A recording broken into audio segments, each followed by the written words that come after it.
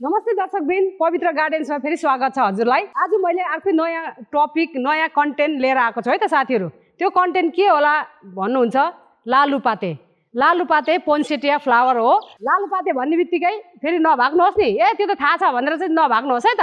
किनभने मलाई कति साथीहरूले भन्नुहुन्छ कि तपाईँको लालुपाते जराइबाट बुस्सी भएर आउँछ, के कारण हो भनेर भन्नुहुन्छ होइन त। यो कारण के कारणबाट चाहिँ यो बुस्सी भएर आउँछ त्यो सबै मैले जानकारी दिनेछु। स्किप नगरिकन अन्तिमसम्म हेरिदिनुहोस् है त।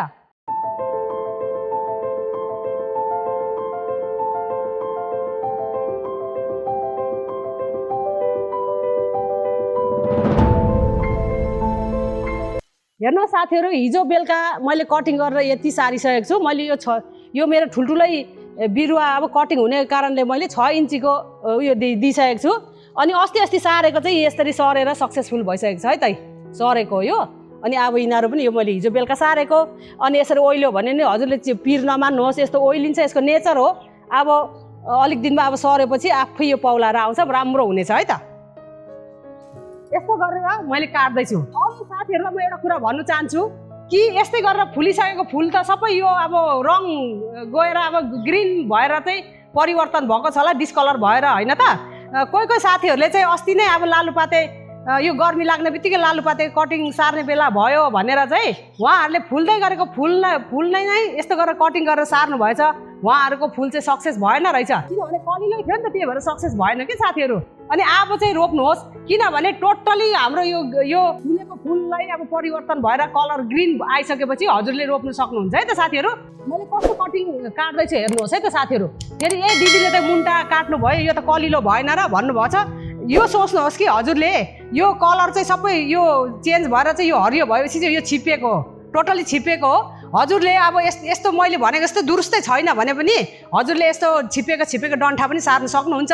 मसित चाहिँ एभाइलेबल भएर चाहिँ मैले हजुरलाई सरल तरिकाले सिकाउँदैछु है त साथीहरू। अनि यस्तो गर्नुहोस् है, यो जस्तो कि यो 3टा छ, 3टा एउटा 2टा 3टा छ नि, यस्तो गरेर कटिङ गरिदिनुहोस्। अहिले रोप्ने तरिका म अन्तिममा भन्नेछु, यस्तै गरेर काट्नुहोस् हजुरले। म अब अलिकति काट्नेछु।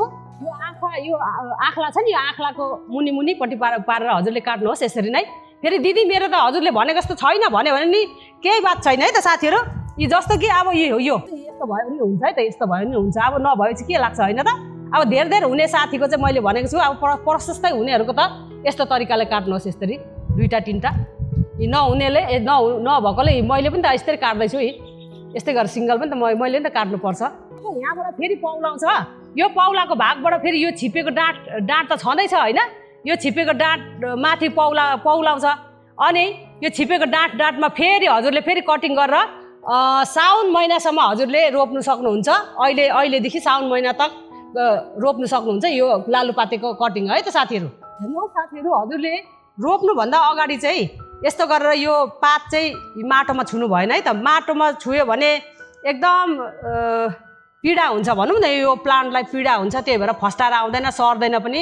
अनि यो चाहिँ अब यस्तै रहेछ, म यस्तै रोपिदिनेछु। अनि यस्तै गर्नुहोस् हजुरले, यस्तै गरेर कैँचीले काट्नुहोस् चाहे हातले टुटाउनुहोस्, तर यो यस्तो गरेर चाहिँ हटाउनै पर्छ है, जसरी पनि हटाउनु पर्छ। अनि मजाले हेल्दी भएर आउँछ। किनभने यता जरा लाग्ने समय चाहिँ यो पातलाई हेल्दी बनाउनुमा टाइम वेस्ट हुन्छ क्या यो प्लान्टलाई। अनि माटोमा छुयो भने नि तन्दुरुस्त हुँदैन, अनि सप्रिँदैन। अनि मैले अहिले चाहिँ यो फन्जिसाइड चाहिँ मैले यसमा चोप्दा पनि हुन्छ। हजुरले बेसार चोपेर लाउनुहोस्, चाहे फन्जिसाइड चोपेर लाउनुहोस्।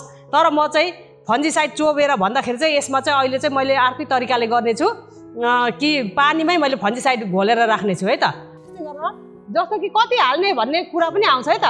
जस्तो कि यो धमिलो भयो भने हुन्छ क्या, अलिकति लगाइदिनुहोस्। यो पानी धमिलो भयो भने बस इनफ। अनि यसरी घोलिदिनुहोस्, यसरी चलाइदिनुहोस् न। यसरी सबैलाई घोलमिल भएपछि चाहिँ यो कलर देख्नु भयो नि, यस्तो हुन्छ है त साथीहरू। यस्तो गर्नुहोस्, न त बेसार पानीमा घोल्दा पनि हुन्छ।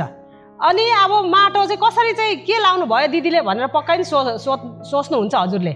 यसमा मैले बलुवा र माटो मात्रै राखेको छु, किनभने हामीले कटिङ सार्दाखेरि हामीले मल दिनु पर्दैन है त साथी। यति याद गर्नु, किनभने हामीले यसलाई जस्ट जरा मात्रै हामीले बनाउनुको लागि फुलाउने होइन नि त।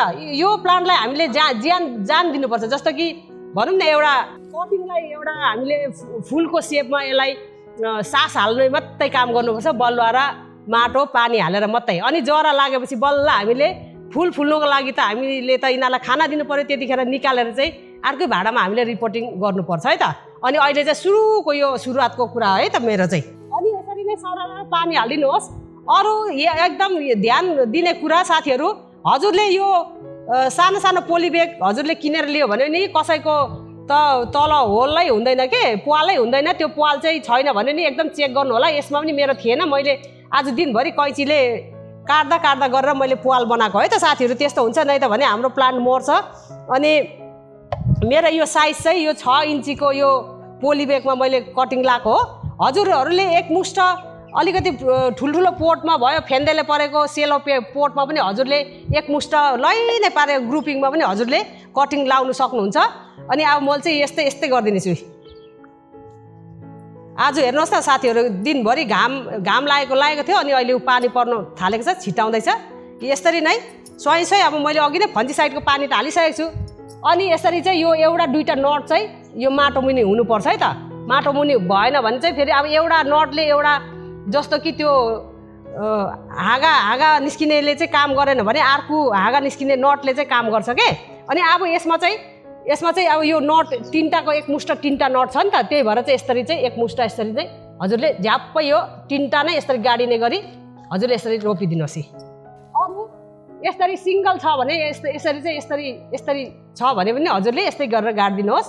अनि योभन्दा सानो सानो हेर्नुहोस्, यहाँ यो यसरी सानो सानो पुन्टे छ भने यसरी नै सानो सानो थैलो यो 0 पोली ब्यागमा यसरी सानोमै दिनुहोस्। सानो बिरुवा छ भने सानै भाडा दिनुहोस्, किनभने यो मेरो चाहिँ यो ठुलो छ नि त, यो कटिङ नै ठुलो छ, त्यही भएर मैले 6 इन्चीको पोली ब्यागमा चाहिँ मैले कटिङ सार्दैछु है त साथीहरू। ल अनि यसरी नै हजुरले यसरी सटी यसरी रोपिदिनुहोस्। यसरी दुईटा नट सानो पोली ब्याग भएर पनि यसमा यो नट चाहिँ दुईटा चाहिँ पस्नै पर्छ है त, यसरी नै। यस्तै गरेर पानी हाल्नु चाहिँ एकदम नबिर्सिनुहोस्। हजुरको कसरी चाहिँ सक्सेस हुँदैन अनि मलाई कमेन्ट गर्नुहोस् है त। ल अनि मेरो भिडियो कस्तो लाग्यो साथीहरू? आजको मैले यही सूचना दिनु चाहेको कि कतिजना साथीहरूलाई थाहा छैन कि लालुपातेको कटिङ कहिले सार्ने हो भनेर त्यो जानकारी थाहा छैन के साथीहरू। त्यस कारणले मैले चाहिँ यो लालुपाते कटिङ सार्ने बेला भयो भनेर चाहिँ मैले हजुरलाई खबर दिनु कोसिस गरेको है त साथीहरू। अनि कटिङ सार्नुहोस्। अनि मेरो नयाँ साथी त अवश्य पनि जुड्नु भएको छ, जुडिवरी सब्सक्राइब गर्नु नबिर्सिनुहोस् है त साथीहरू। सब्सक्राइब गरिवरी बेल बटनलाई प्रेस गरिदिनुहोस्। अनि मनमा के खुल्दिलो लाग्छ त्यही अनुसारले मलाई कमेन्ट लेखी पठाउनुहोस्। अहिले त लालुपातेको कटिङ सार्ने बेला पो रहेछ भनेर सबै साथीहरूलाई थाहा होस्। हजुरहरूले सबै सेयर गरिदिनुहोस् न ल साथीहरू। अनि मन पर्यो भने मेरो भिडियोमा आएर लाइक गरिदिनुहोस् है त। अनि म अर्को भिडियोमा नयाँ जानकारी लिएर उपस्थित हुनेछु। अहिलेको लागि तपाईँको दिदी यही बिदा चाहन्छु। अमूल्य समय लिएर हेरिदिनु भएकोमा थ्याङ्क यू भेरी मच भन्न चाहन्छु। अहिलेको लागि बाई बाई।